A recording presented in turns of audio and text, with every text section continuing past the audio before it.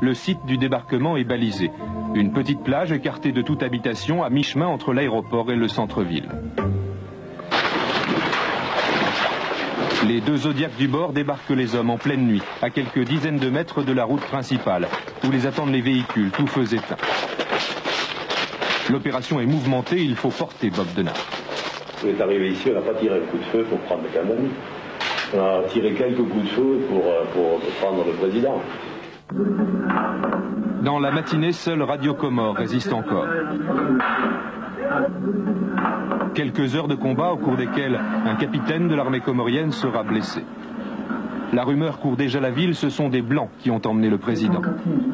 Rumeur confirmée le lendemain lorsque les mercenaires organisent une parade en ville. Bob Denard n'apparaît pas, mais l'on reconnaît Marquès, FX, Jean-Paul, les anciens de la garde présidentielle. Plusieurs témoins jurent avoir identifié Hoffman, qui pourtant n'a jamais fait partie de l'équipée. C'est vraiment difficile d'accepter que des mercenaires viennent aux Comores. Vraiment, on en a marre. Ils ont fait beaucoup de mal ici? Ah, plein. Il y a vraiment, il y a des séquelles qui restent qu'on ne peut pas oublier ça. On ne peut pas oublier ce que les mercenaires ont fait ici. Moroni n'est plus à un coup d'état près et la ville reprend vite son aspect normal. Les mercenaires se font très discrets, Bob Denard invisible. Ils laissent le devant de la scène aux officiers comoriens qu'ils ont libérés dès les premières heures. Il n'y a pas de mercenaires ici, il n'y a que des amis. Ils vont repartir? Ils vont, c'est à eux de voir. Ça, c'est au choix, ça. Ok, c'est-à-dire que si... Je ne peux pas dire à mon ami qui était à ma maison. Le lieutenant Lava et le capitaine Combo étaient l'un dans le maquis, l'autre en prison à la veille du coup d'État. Ce sont des personnages parfaits pour un putsch tropical. Vous aimez bien conduire? Ouais, je conduis très très bien. Vous regardez s'il vous plaît. Pour voir, j'étais en France, j'ai conduit pendant plusieurs années, je n'ai jamais fait d'accident. Et ça, c'est pas facile, hein. Le Vulcain, lui, trône dans la baie de Moroni, déjà placé sous la très étroite surveillance de deux patrouilleurs de la marine française, nommés sans ironie la Rieuse et la Boudeuse. Le capitaine Combo lui-même se rend sur le port pour recevoir de mystérieux paquets en provenance du bord. À la veille de l'intervention française, effervescence sur le quai. Les mercenaires apparaissent en plein jour, à visage découvert, pour la première fois depuis leur défilé. Une réunion de la toute première importance doit se tenir sur le Vulcain. Les Français vont débarquer. Le vieux, comme il l'appelle, le sait déjà. Ils sont capables de résister et de mourir. Hein. Mais bon, s'ils veulent avoir du sang de Français sur les mains, je ne pense pas que la France en sortira glorieuse. Le réveil sera difficile pour les putschistes. Dès l'aube, les premiers transals se posent sur l'aéroport de Moroni, que les commandos de marine ont investi dans la nuit. 800 hommes à terre, l'armée française n'a pas fait dans le détail. Très vite, ils progressent vers le camp Kondani, où après une résistance symbolique, les affreux se sont retranchés. Bob Denard, sur la défensive, ouvre grand les portes à la presse. Je vous parle devant les journalistes. Là. Vous avez voulu faire ça au grand jour et vous défendez les escrocs à l'ambassade, vous allez les héberger à l'ambassade. Ok. On y va, à vous parler. Les négociations avec l'officier de liaison français ont déjà commencé. C'est pas le reçu, et maintenant le temps presse, et il faut que la situation se rétablisse rapidement. Je crois que c'est bien ce que vous vouliez, n'est-ce pas, parler. Ok, correct, mais pas à n'importe quel prix.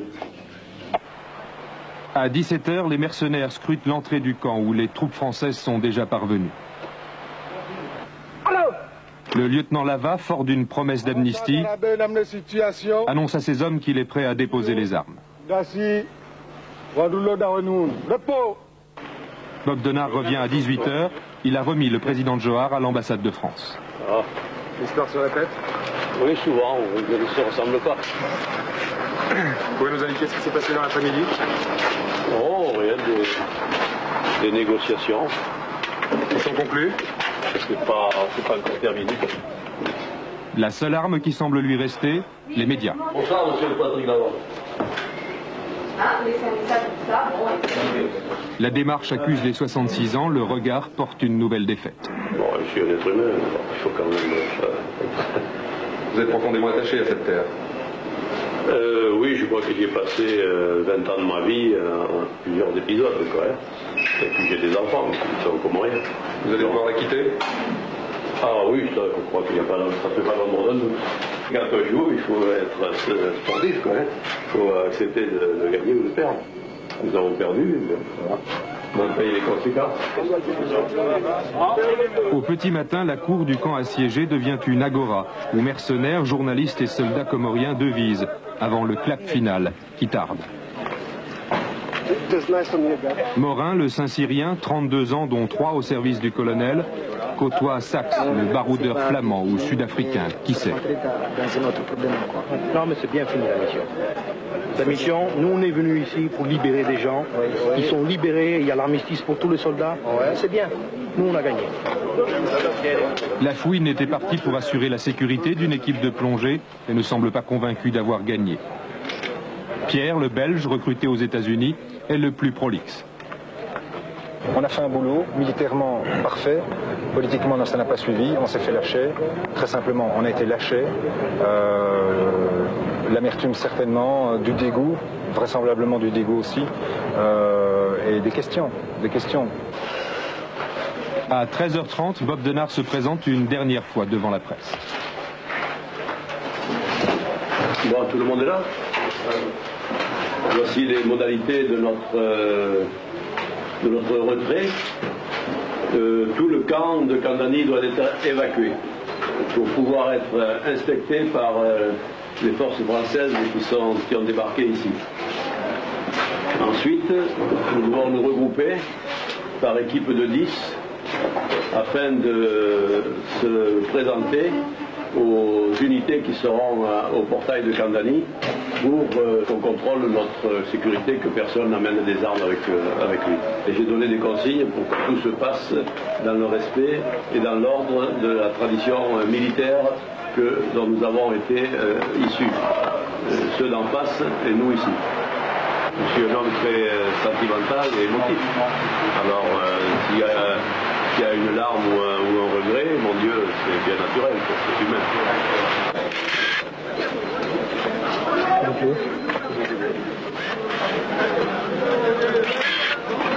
On revient là.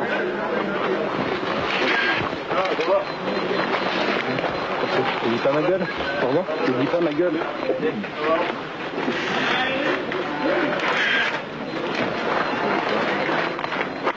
Vaya con Dios. Sur le livre d'or des forces comoriennes laissé par Bob Denard sur son bureau, 3 mots et une signature.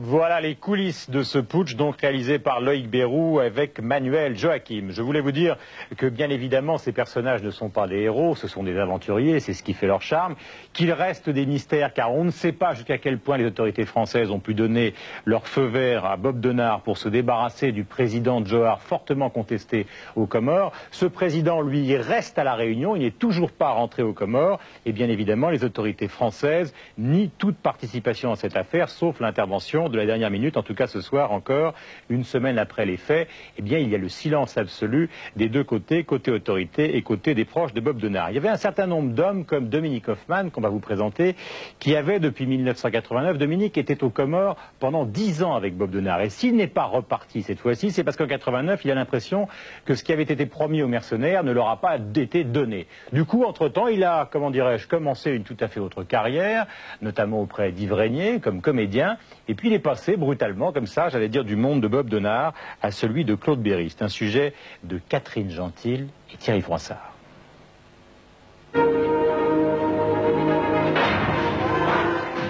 1m85, 100 kg, presque tout en muscles. Dominique Hoffmann a passé 5 ans chez les paras, tireur d'élite, instructeur commando, spécialiste en explosifs, un tatoué, un vrai. J'ai changé mon tatouage parce que c'était la photo de mon ancienne femme, et puis ça me dérangeait, ça faisait 15 ans qu'elle était sur ma peau, alors je l'ai virée, quoi. Depuis tout petit, il était fasciné par le baroud, obsédé par le fait de savoir ce qu'il valait au combat. J'avais déjà mon père qui était ancien adjudant-chef, Donc, dès mon très jeune âge, en fouillant dans le grenier, j'adorais son pactage, m'habiller en militaire, les médailles, le képi, tout l'univers-là, quoi. Denard, à ce moment-là, ça représentait mon but, ma seule raison de vivre, c'était de devenir mercenaire. Mercenaire pour l'aventure, pour le risque, et puis pour l'argent. Comment ça s'est passé votre rencontre avec Bob Denard? Il était fidèle au mythe que vous aviez à l'esprit? Oui, tout à fait. J'ai eu un rendez-vous, c'est assez cocasse, au palais de justice de Créteil, par un adjoint à lui qui recrutait en France. Et comme mon épouse me fatiguait un peu, j'étais bien content. Et je suis arrivé un samedi après-midi.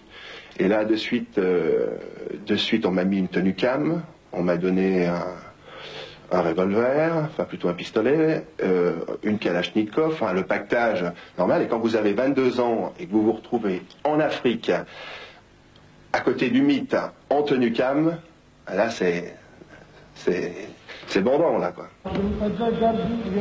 La tenue cam, évidemment, c'est la tenue camouflage.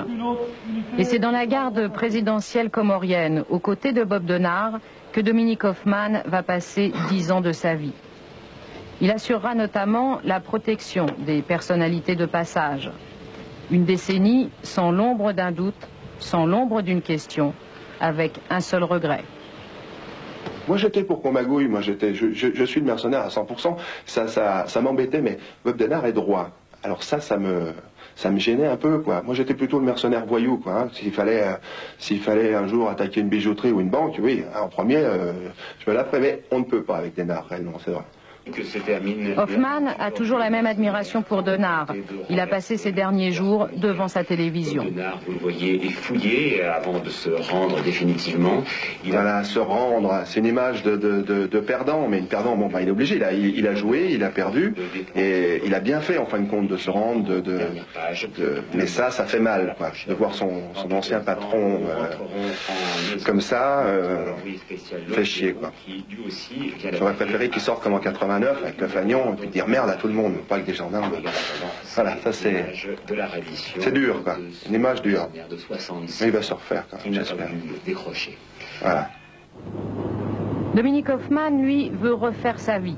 Il a décidé, avec le soutien de sa compagne Rachel, de devenir comédien de théâtre ou de cinéma. Première prise de contact avec le cours Florent, d'où sont sortis Daniel Auteuil, Francis Huster ou Isabelle Adjani. Il nous a présenté l'école, tout ce qu'on va faire pendant cette période probatoire là. Bien sympa, c'est de la psychologie, tout. Sympa. Ça m'a donné la dalle, ça. J'ai une tête de flic, alors là pour l'instant je suis cantonné dans des rôles de gendarme ou de policier. Mais plus tard, si je pouvais jouer des rôles des rôles d'allumé, des rôles de fou, un peu de dérangé, ça me plairait bien, ça. Ça aurait pu peut-être m'arriver à un certain moment de disjoncter, ce qu'on appelle de disjoncter, et puis de faire des conneries, quoi. À quel moment ça aurait pu vous arriver? Au retour des Comores. Bonjour. Bonjour. Pour l'instant, le réalisateur Claude Berry lui propose un rôle de résistant dans son prochain film. Rachel attend à l'extérieur, elle est sûre qu'il a le talent nécessaire. Tout seul, mais dès que j'ai du texte... Sa plus grande qualité. Waouh. Son plus grand défaut, j'aurais trouvé tout de suite. Et sa plus grande qualité, bon, il est gentil. Il joue au dur comme ça, mais gros dur au cœur tendre, voilà. Et comment il était ces derniers jours quand Bob Denard est retourné aux Comores, lui? Ben, au début, il n'était pas trop content parce qu'il n'y était pas. Il aurait bien voulu quand même qu'on l'appelle pour y retourner. Et puis après, quand il a vu la galère que c'était, il était bien content d'être dans son 2 pièces, tranquille. Et donc désormais, place au cinéma. Hoffman doit revoir Claude Berry dans un mois. Il doit se laisser pousser les cheveux et la barbe. Comme je suis, quand ta mère dit que je suis moche, quoi. Dites-moi, qu'est-ce qu'il en penserait, Bob Denard, que vous fassiez du cinéma? Bien. Ouais, je suis sûr. Attention un peu. Je suis sûr qu'il doit être content là, s'il me regarde, oui. Hoffman aura sûrement du mal à rompre définitivement avec son passé. Il va d'ailleurs écrire un livre sur son épopée comorienne. Régulièrement, il se rend dans un bar parisien où se rencontrent d'anciens mercenaires. On parle ici de Bob Denard et de Cyrano de Bergerac. Hoffmann essaie de passer d'un rôle à l'autre. On pouvait dire, oh Dieu, bien des choses en somme, en variant le ton. Par exemple, tenez, agressif, moi monsieur, Hoffmann, si j'avais un tel nez, faudrait sur le champ que je me l'amputasse. Et enfin, Hoffmann, si tu me les brises, je te donne un coup de boule. Bien, Fabrice, on va. C'était la première d'un comédien mercenaire.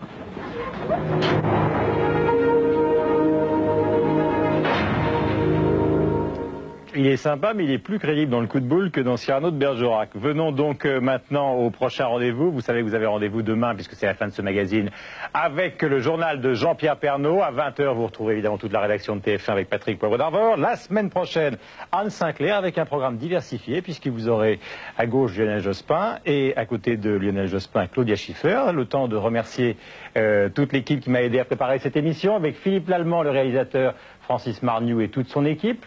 Vous allez découvrir la charmante productrice Sylvie Federbe et à côté d'elle, le baroudeur de la rédaction, Gilbert Darabi-Mercinier, qui s'occupe de la rédaction Images. Le temps de vous dire que vous allez retrouver dans un instant Alain Veller avec M. Guichard, le patron du groupe Casino. C'est la fin de LMI. On ne se retrouve pas la semaine prochaine, ni la semaine d'après, car il y a du football et de la boxe, mais le magazine de la rédaction tient bon. Ciao.